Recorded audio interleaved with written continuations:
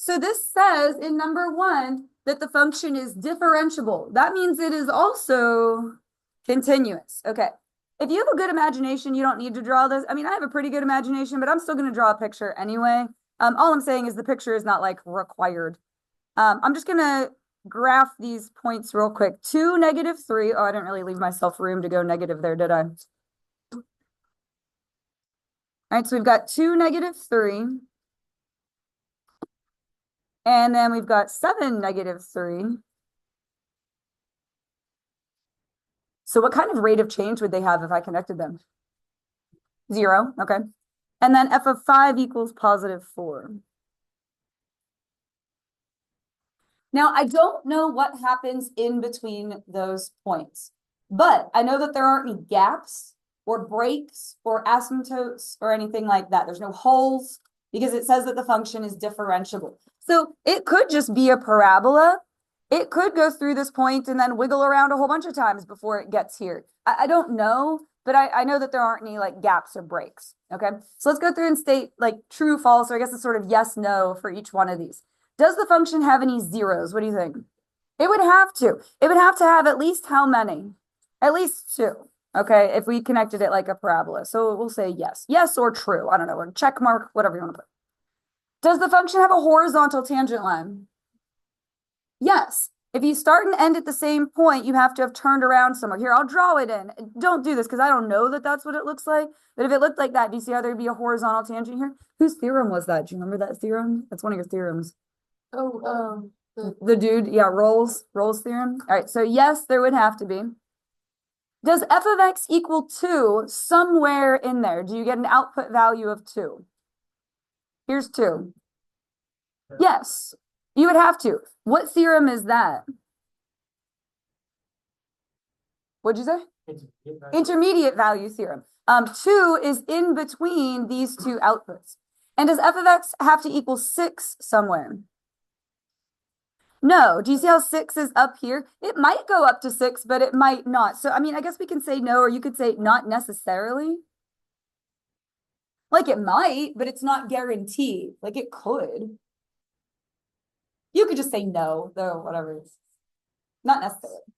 All right, find the value of C guaranteed by mean value theorem. This is like your quiz 2.0. What are we going to do for mean value theorem?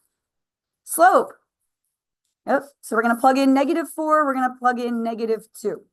So -4 cubed, -64. And then that would be +8, -56. All right, and then if you plug in -2 cubed, -8, and then that would be +4, so -4. So put it together and do your slope. A lot of negatives, so be really careful. It'll be -4 plus 56 over -2 plus 4. So what is that? 52 over 2. So 26. Cool. And then we're going to set 26 equal to the derivative. Good. Which our derivative is 3x squared minus 2. Perfect. And then you just solve that. So add over the 2, you get 28. And then what? Yeah, divide by 3. 28 thirds, because that doesn't reduce, equals x squared. And then your last step is to square root. Now, typically you put plus and minus when you do a square root, but you have to look at your interval and make sure that the points are going to be within your interval. So do I want the positive square root or the negative square root? The negative square root. So negative square root of 28 thirds, whatever that is. I guarantee you in multiple choice, which this will be, what do you think one of the other wrong answers is going to be? So you got to be really, really, really careful and check your interval. Okay. Multiple choice is great, but 3 of the answers are wrong. So be careful. All right. For a differentiable, that means also continuous function. I'm going to just draw another picture. I just like a picture. F of 1 equals 5. And f of 4 equals 8. Again, it could be linear, just be a line through those 2 points. It could wiggle around a whole bunch in between them. I don't know what it does, but I know that they connect and that there aren't any holes or gaps or anything. So we're going to do the same thing we did in number one, like yes, no, or true, false. I don't know, whatever you want to write for this. Does f of x have to equal 7? Well, its intermediate value theorem is 7 in between, 5 and 8. Okay, so yes, we'd have to get that one. Does f of x equal 1? It could though, right? Like this could come down here to 1 and then come back up, but we aren't guaranteed it, so not necessarily. You could just put no. I mean, I'm just showing you that it could. We just aren't guaranteed it. Now, these are about derivatives. This is your mean value theorem. Does the derivative have to equal 1? Well, is the slope between these 2 points equal to 1? And if you can't tell because I don't have a grid here, then just actually work it out. You would have 8 minus 5 over what minus what? 4 minus 1, and just see what that comes out to. It's hard to count how much up and how much over you went when you don't have a grid, because I just like drew this real quick on here. But that'd be 3 over 3, which is 1. So yes, we are guaranteed that. And then are you guaranteed a derivative of 0? Would you have a horizontal somewhere if you connected these? No, or not necessarily. You might, like for example, say instead of being a line, say it was a parabola and it did something like that between the 2 points. You could get a horizontal tangent, but you're not guaranteed it. So it's not a guarantee. Okay. On your test, those are unfortunately like those Roman numeral questions. You know what I mean? And then like, so pretend these are your Roman numerals and then your choices are 1 only, 2 only, 1 and 2. Do you know what I'm saying? Okay. Absolute. What test is that? We played Hangman the one day you guys did. Candidate. Good job to see you remembered it that time because we played Hangman. Who are your candidates? Endpoints and critical points. So your endpoints are -3 and 2.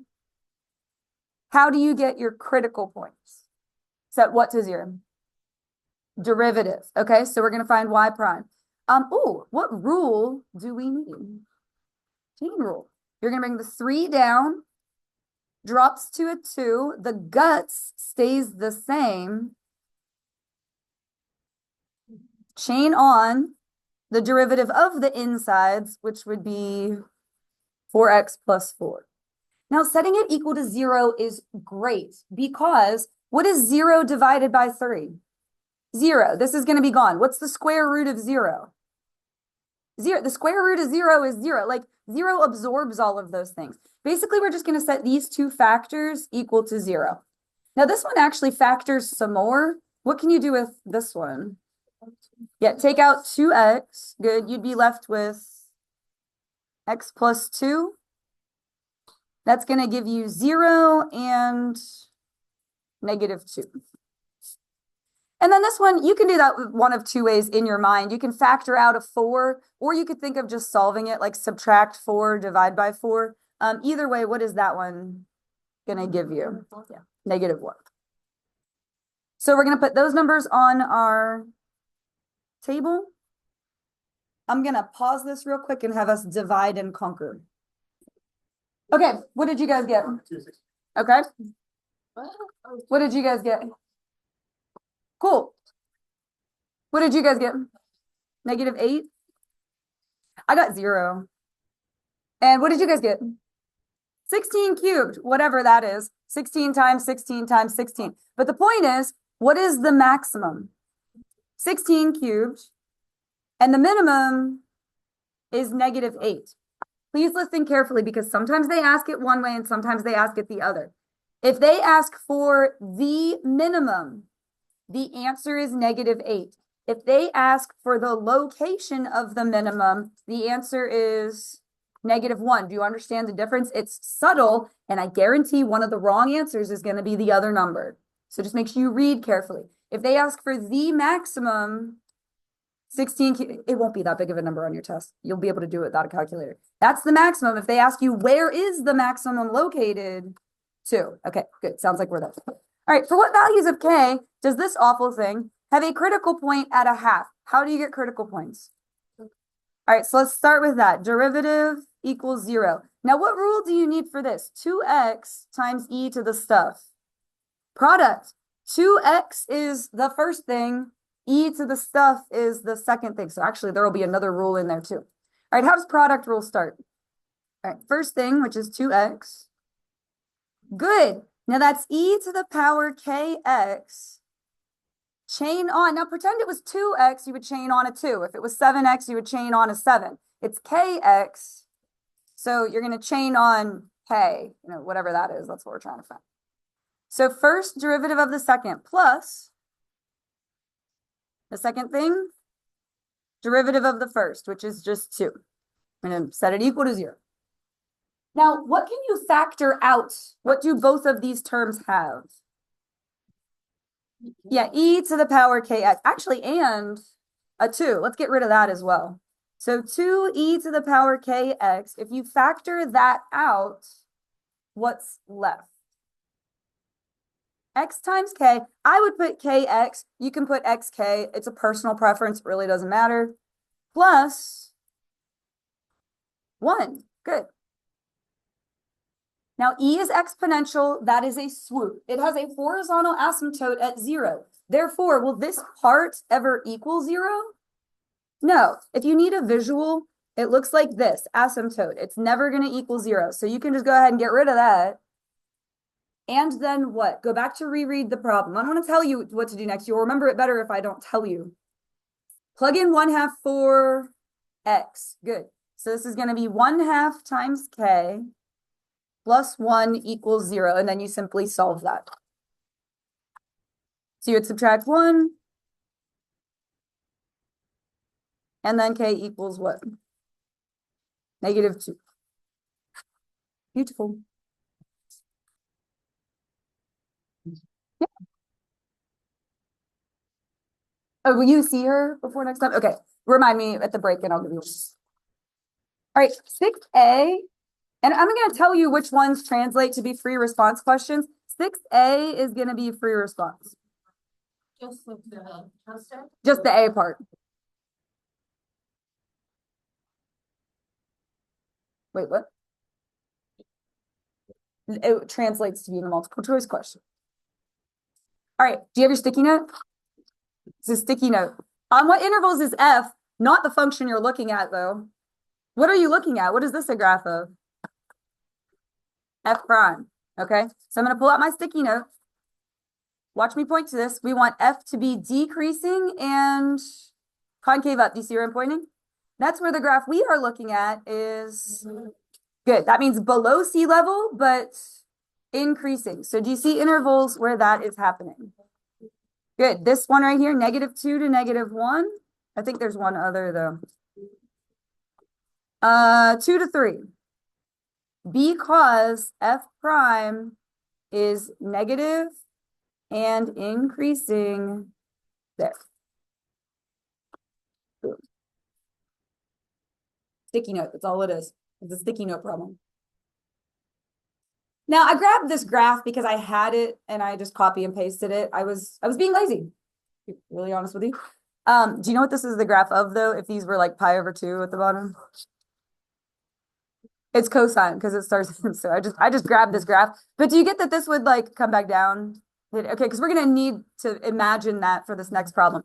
What intervals is f increasing? I'm gonna pull out my sticky note. F is increasing where this graph is above sea level. All right, so that would be well, it'll be -5 to -3. You kind of have to imagine it. I'm sorry. You'll have a better graph on your test. I just had this graph on something and I didn't feel like making another graph. Can you forgive me? And then where else is this graph above sea level? Yeah, -1 to 1, because it's going to be a wave. It's going to keep waving. Like, can you imagine that for me? I'm sorry. I'm asking you to do me a favor because I should have just printed another graph. But do you know how long it takes to make graphs? It's annoying. Okay, and then union 3 to 5. And then like, because it's in theory, there would be a lot more, but like, that's good enough. Above sea level was the whole point. Okay, thank you. I appreciate you. I appreciate you guys. All right, draw a graph where these two things are true. First derivative is, what does this mean? Which means negative. First derivative is negative. That means the graph should be decreasing. Let's write ourselves a little note. Decreasing. What does this mean? Second prime. Second derivative is also negative. So second derivative being negative means the function is concave down. So draw a graph that is decreasing and concave down. It will look like that. You okay? The way it is on your test is they give you a graph and they say, on what interval is this true? And then you pick the interval. Okay, I just had you draw it. All right, for a function where I made these the same so we could piggyback off this question. Decreasing concave down. F of 2 equals -1. F of 3 equals -4. What could be a value of f of 4? Do you see how they give you 2 and 3 and then they ask you about 4? Can you close that? Oh, that's fine then. I'm sorry. I'm so sorry. I told you to get out your sticky note. I'm sorry. So they give you 2, they give you 3, they're asking you for 4. It's how is the pattern going? Now, if it's decreasing, that means our values need to keep going down. If it's concave down, they are going down at a more downward rate. Do you get what I'm saying? Okay, so from -1 to -4, we subtracted how much? All right, we subtracted 3. That means to get from -4 to the next one, you have to subtract more than 3. So if you subtract 3, you would get -7, not good enough. It has to be more than that. So -8 or less. It could be -8 or -9 or -10, but you are decreasing at a even stronger rate. Do you get what I'm saying? If it was increasing and concave up, you would have to add more than. Do you get what I'm saying? So like if this change went up by 5, you would have to add 6 or 7 or 8. Do you get what I'm saying? Like it's more. Okay, cool. They're not going to be considered like. No. But like in multiple choice, -7 would be a choice. And then you have to know it's more than that, which is tricky, but fair. I mean, you know. All right, second derivative equals this. Where do we have inflection points? Little tricky. This one will give us what? 1. This one will give us -3. This one will give us nothing because there's not a change. Why is there not a change?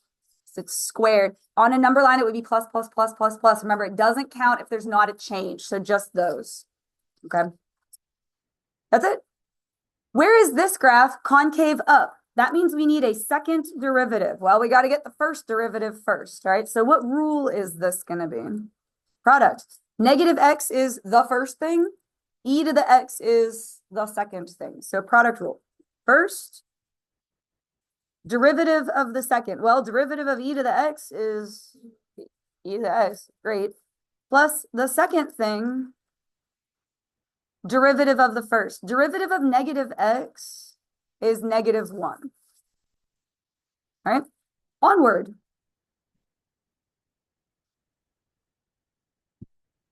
I hate to break it to you, but this is another product rule. But see how it's the exact same as the original function? So basically just copy this again. First derivative of the second plus second derivative of the first. That is the product rule for this part. And then what's the derivative of this second part? Yeah, like if you want to think of this as minus e to the x, it's just going to be minus e to the x. And then you're going to factor out e to the x, and then it'll be gone. So it's about ready to get a whole lot better. If you were like, wow, Ms. Cole, this is horrible. It's about to get better on this step. What are you left with if you factor out e to the x? Yeah, -x. Now this would be -1. This would be -1.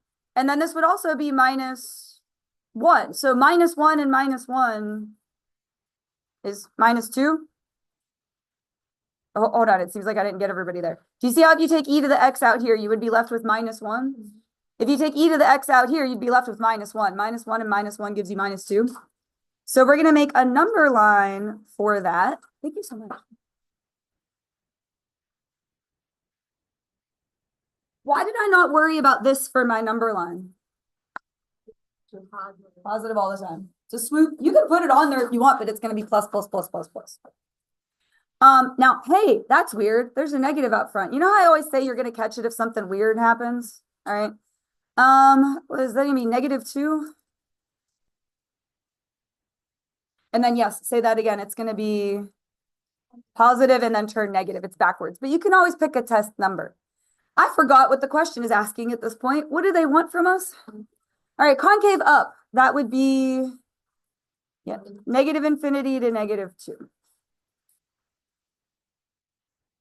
And we'll do one more and then we'll do our halfway break. What is this the graph of? What did they give us here? 9 times out of 10, they give you F prime. That's why on your delta math last time, I made sure that I set it so they would all be F prime graphs because that's usually the way they do it. Inflection points. All right, watch me point to this. This is your sticky note. Inflection points is a change in concavity, up to down or down to up. That's where the graph you're looking at changes increasing to decreasing or decreasing to increasing. I did this on purpose because all of these do not count. Actually, I think, oh, this is another one of your free response ones, which is good that they don't count because there's actually only one answer. Where is the only inflection point on here? -3, do you see that? Okay, x equals -3 because who's our source? What is this the graph of? F prime does what at that point? Why did we pick that one? Changes from increasing to decreasing there. Typically, the way that you have to justify ones like that, and I brought this up, you have to do changes from increasing to decreasing or decreasing to increasing. Remember me saying, hey, I asked, can't we shorten that? Why can we get away with only doing that in this case and not writing the whole rest of it? There's only one of them, and this changes increasing to decreasing. So you don't have to say or decreasing to increasing because you can see that that's the only way it is. All right, I don't want to spend oodles of time on number 12 because it's kind of your quiz over again. But I do want to still like go through it just to make sure that we've still got it. All right, so critical points. You're going to find your derivative, set it equal to 0. And I just put the whole process on here again. We're going to go through all of it. You might get a multiple choice that asks for critical points. You might get a multiple choice that asks for increasing or decreasing. You know what I mean? Like it ends up being multiple choice on it. All right. Half of 4 would be 2, so 2x cubed. And then what? Yeah, -8x squared plus 8x equals 0. So you can factor out 2x. That'll leave you with x squared minus 4x plus 4. And then how is that trinomial going to split? I'm going to sort of talk you through this. It'll be x minus 2, x minus 2. So it's x minus 2 squared. So we get 0 and we get 2. That is still a critical point. It's the inflection points that don't count unless there's a change. That still counts as a critical point. All right. Now, when I go to make my number line, I'm not going to include this on there. You can if you want to, but it's just going to be plus, plus, plus, plus, plus, plus. So I'm only going to do the 2x to save myself some time. It's going to be negative and turn positive. It says justify. We're going to just do that verbally if that's okay. All right. I'd rather spend our time on something else because I think you guys have got this. You would start your sentence. F of x is what? Decreasing. -infinity to 0. And here we'll do the because verbally. Because f prime is negative there. That's your source. Okay. And then f of x is increasing 0 to infinity because f prime is positive there. Perfect. All right. For each critical point, so there's 2 of them, we're going to write a sentence. So you have to write a sentence either way. We'll do both of these. F of x has a relative what at 0? Maximum or minimum? Look at your number line. Good. Minimum. Relative minimum at x equals 0 because, and if you say it, they won't give it. A lot of you learned that on your quiz. F prime changes from negative to positive there. Now, 2 is still a critical point. So we still have to write a sentence about it. And it's still going to start f of x has, but we're going to say f of x has what going on at 2?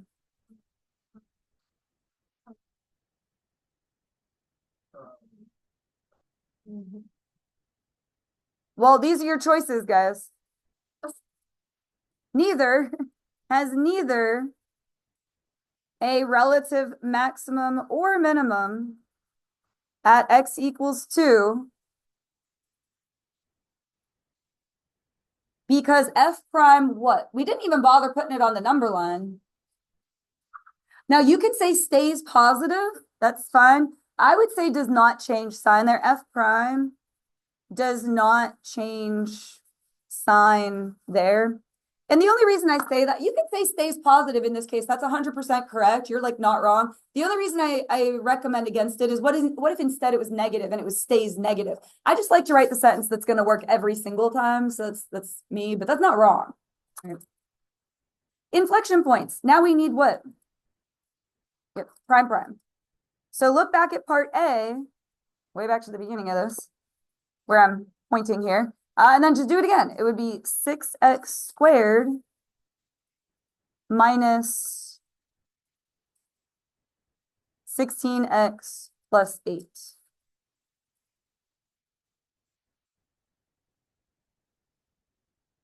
And you can factor out a 2 just to get the numbers a little bit smaller.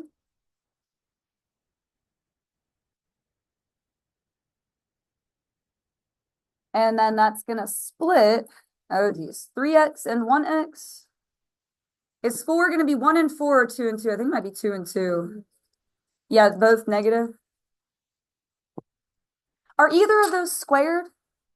No, so they're both going to have a change, and so these are both going to count. We'll have 2/3 and 2.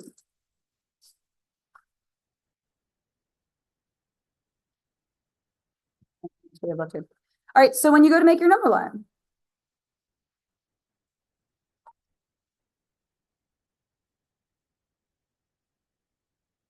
two-thirds comes before 2. I think we're going to just do these sentences verbally as well. How will I fill in the number line since nothing weird happened?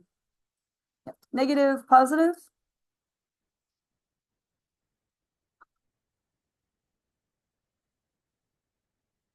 And so your overall sign, positive, negative, positive. We're just going to do the sentences verbally. Sentence starts how? F of x is concave up, negative infinity to 2/3, 2 to infinity, because, now who's your source this time?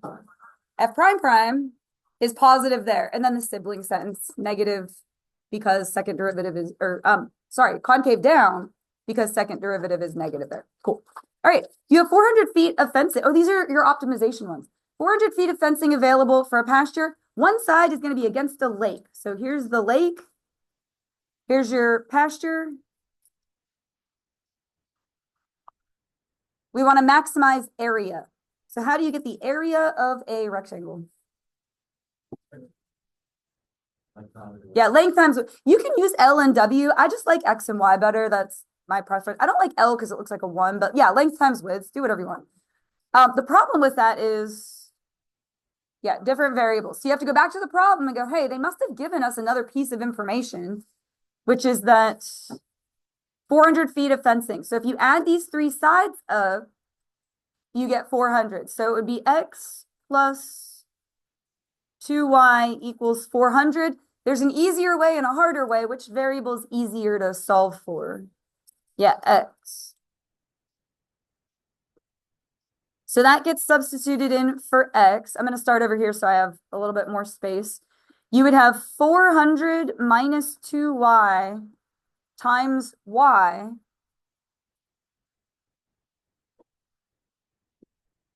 And then distribute. Have I done any calculus yet?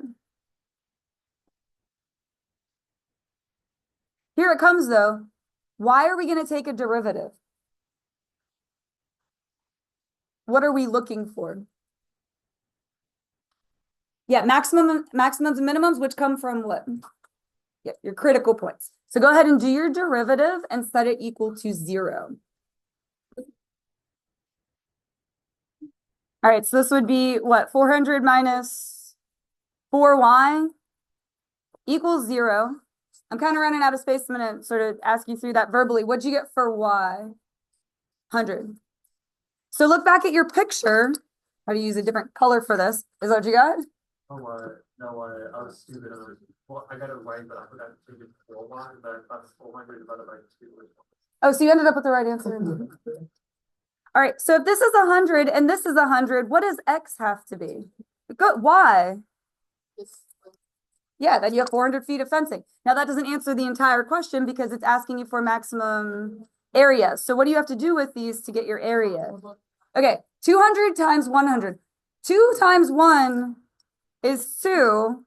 And then how many zeros will you have after? 4 zeros.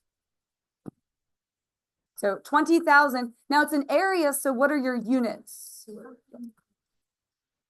Feet squared, good. When would it be cubed? If it's volume, 2-dimensional and 3-dimensional. Good job. All right, a rectangle has its upper 2 corners on this graph. I think I wanted to change this one to make the numbers a little bit easier. I'm really sorry. I'm going to change this because it turns out really awful if you don't change this. Can you change the 8 to a 6 for me? And change the 4 to a 2. It's just going to turn out a little bit more pleasant for us. I'm sorry. I worked it the other day and I was like, this is horrible. It's funny how like one number can throw off the entire problem. So if you were to graph that, and that looks really bad. Let me rewrite that. 6 minus 1/2 x squared. If you were to graph that, what would it look like? Because we're going to draw a little sketch off to the side here.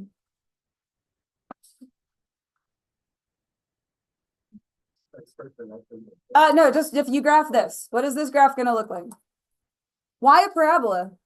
Is it squared? Will it face up or down? Down. Why? It's negative. All right. So off to the side here. Oh, and one other question. It moved up 6. Good. So you're going to go up 6 and draw yourself an upside down parabola. Just so you have a visual. If you're like, nah, I don't want to, and you have a really great imagination, that's fine, but it's nice to be able to see it. So what we've got is a rectangle, bless you, that's inside of here. Are you following me here? This is our rectangle. That we want to find, it was area, right? Maximum area. So here's your origin. This distance is x, and then this is y. So you have x and y. Now, if this distance is x, and we have symmetry because it's a parabola, what is this distance? Yeah, also x. I know it went to the left, but it's still positive x. We're saying it's a distance. So how would you get your area of your rectangle? It would be what times, I know it's length times width, but 2x, y. Good, perfect. X plus x is 2x. So 2x times y. What's the matter with that? Like, what is the problem? You have 2 variables. They gave you this handy equation, though. Y equals that stuff. So you're going to take that and do what with it? Plug it in for y. Good job. Go ahead. I'm going to do it too. We'll all make sure we get the same thing.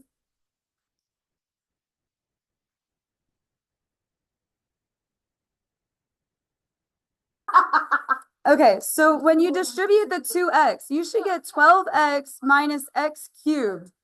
2 times a half cancels out. X times x squared is x cubed. Did we all make it there? Okay.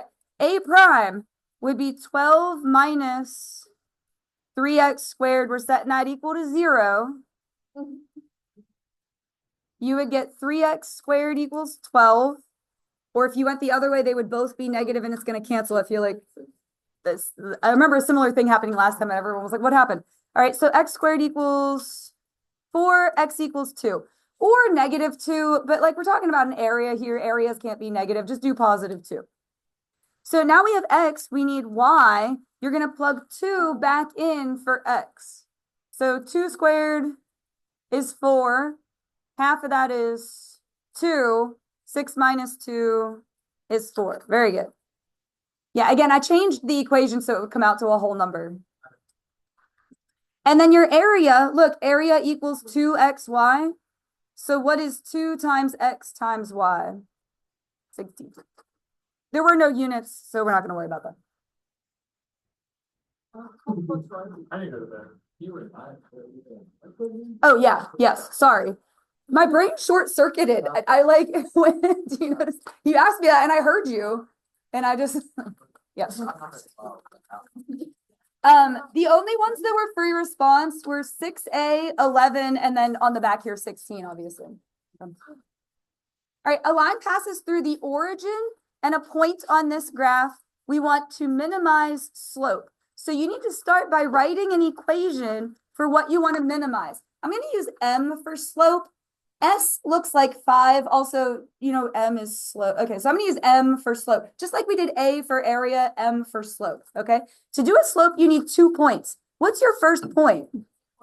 You want to be like, yes, that's awesome, because it's 0, 0. In fact, I'll make it a smiley face for you. All right. Now, your other point is going to be x, comma, that, right? Oh. If I asked you to plug in 1, you would get 1, comma, whatever you get when you plug 1 into this. If I asked you to do 7, you would have 7, comma, whatever you get when you plug in 7. Are you following me? It's just, I don't know what we're plugging in. So when you do your slope, it's going to be this minus 0, which is great. This problem looks really scary, but it actually isn't all that bad. Over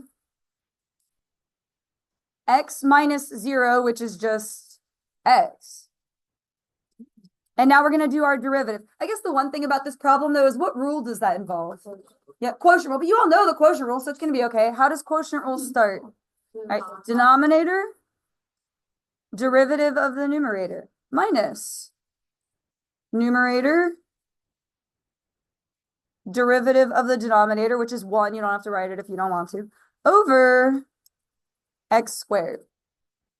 If you set x squared equal to 0, you're going to just get 0. We already have the point 0, 0. We're not going to use that. We're just going to set that numerator equal to 0. This is just a whole big bunch of algebra. If you distribute x, you're going to get 2x squared plus 2x.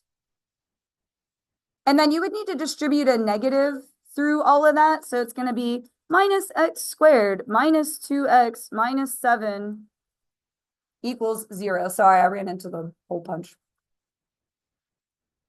The 2x's cancel. That's nice. You get x squared minus 7 equals 0. So x squared equals 7, x equals square root of 7. And I apologize, it's not find the line with the minimum slope. It should be find the x value of the line with the minimum slope. I'm sorry, that it would be really horribly complicated to try and take that and plug it back in and do something else. So we're not doing that. It's just the x value. We good? Okay. And then this last one is your free response. Items are being added to shelves in a store, and at the same time, customers are purchasing them. This is what we call, this is the first time you guys are getting to see one like this, a rate in, rate out problem. One year, and we'll have to do this problem at the end of the year, it was about bananas. Employees are putting bananas out on the shelf, and customers are purchasing them. Sometimes they'll do water is being put into a container, but there's a leak and it's also leaking out. Do you know what I'm saying? One time it was about fish. We're stocking fish in a lake, but then people are fishing. It will be on the free response on the exam. Every year there is a rate in, rate out question. Cool. Here's your rate in, rate out question. Items are being added, customers are purchasing them. Amount of items on the shelf is given by this. It's not a rate, it's just the number of items. Twice differentiable. They say that a lot. It just means everything's fine. There aren't any holes, gaps, breaks, asymptotes, or other problems, right? And then they tell you this. What does that mean? Prime is negative. What does that mean? Concave down. Write yourself a little note. We are going to need that at some point in here, okay? Estimate. Rate of change. What does that mean? Slope at time 4. Which points are you going to use for 4? Yep, 2 and 6. 2, 31, 6, 15. Do not be too proud to write those. If you mess up a slope, you're going to be really upset. All right, set it up. It's going to be what minus what? Over. And for the love of my sanity, please Do nothing. If you subtract it wrong, I have to take off points and I'm going to write ACK on your paper. Those are your computations. Now it also says include units. It's a slope, so it's something per something else. Don't make it up. It's in the problem.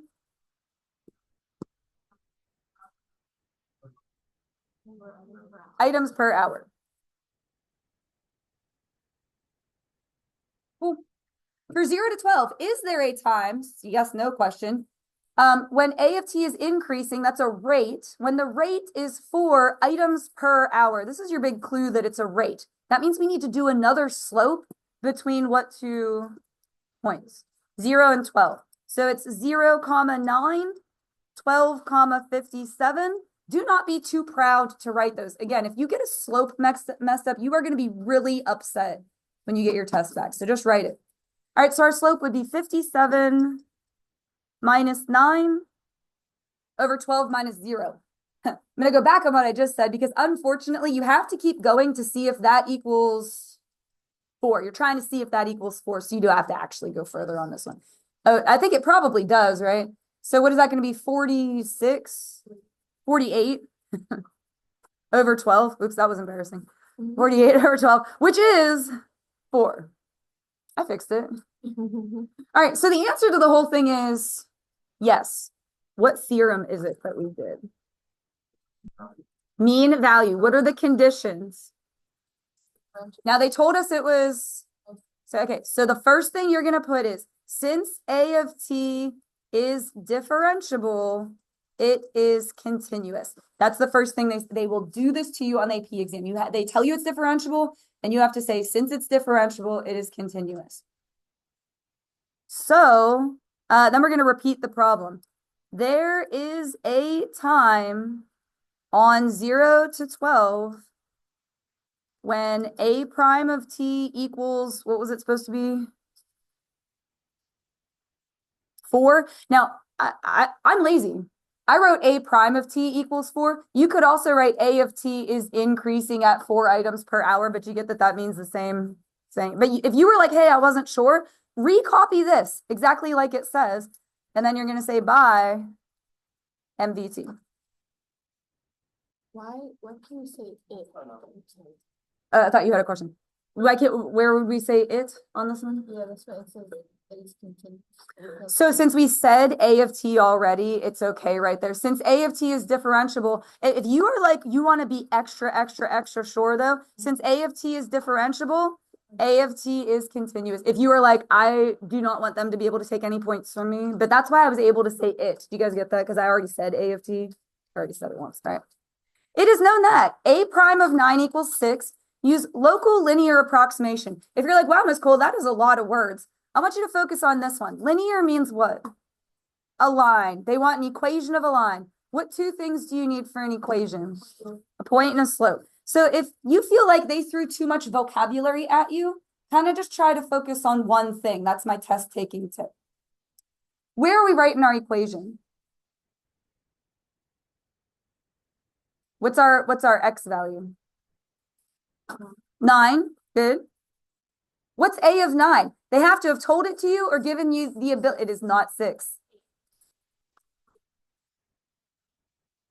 18. Okay.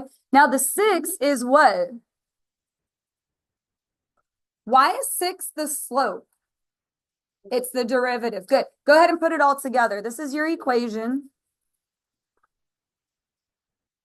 You guys are hanging in there with me. Milling up. One more. That's your equation. Now, what did they want us to plug in? It's got to be sort of close to 9. 8. Okay. Y is approximately, and you are literally just going to plug in 8. I get that 8 minus 9 is -1. Don't do that. If you mess it up, it is going to be wrong. And what do you have to tack on at the end? Yeah.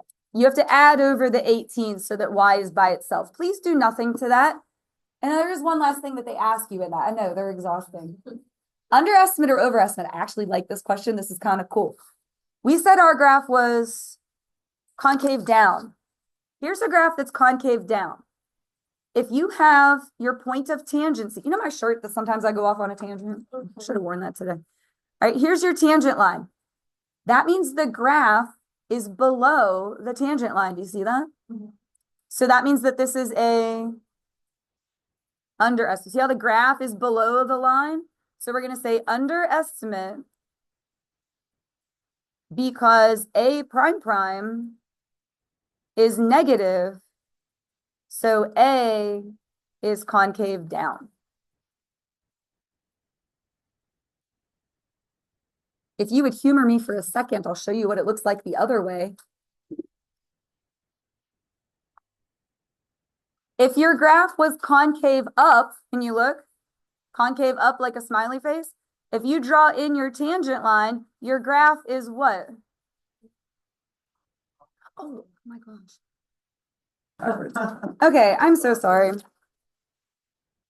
Overestimate. I'm really sorry, guys. Overestimate. I'm really upset. Overestimate, because if you use your line to estimate the graph, do you see how the line is above the graph? Your estimate is above the actual graph. All the rest of that's fine. Let me show it to you the other way. If your graph is concave up, do you see how your line estimate is below the graph? So this would be underestimate because prime prime is positive. So the function, you don't have to write this, I'm just showing you the other way, is concave up. Can't believe I did that. The line part is the estimate. Do you see how this line is above the graph? Overestimate. Last one. The rate at which items are taken from the shelves, so this is the rate at which the customers are taking things, is modeled by this. At what time is this rate a minimum? What test is that? I heard somebody say it. Candidates test. Good job. So who are your candidates? 0 and 12, those are your endpoints. And then endpoints and who else? Critical points. All right, what derivative rule do we need for this one? Quotient rule. All right, denominator. Derivative of the numerator. Minus. Numerator. Derivative of the denominator. Over. Denominator squared.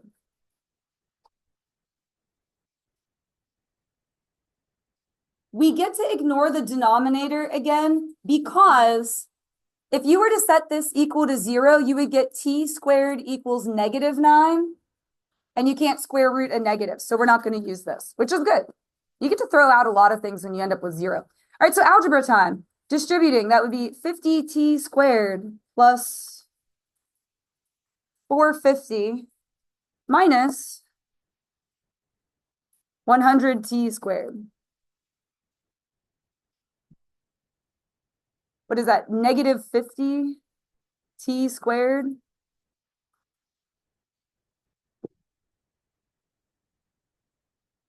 So that would be 50t squared equals 450. Please let this come out to a whole number. What is that? Is that 9? Good. Good. And then 3. Phew. -3 is not on the interval. These get plugged into the original, which is right here. If you plug in 0, you get 0. If you plug in 3, that would be 150 over 18, whatever that is. If you plug in 12, 5 times 12 is 60. So 600 over 144 plus 9, 153. Okay, just making sure we're good. What are we being asked for? Minimum? What's the smallest result we got there? 0. So you would say absolute minimum, I wrote too big. Absolute minimum is 0 at t equals 0.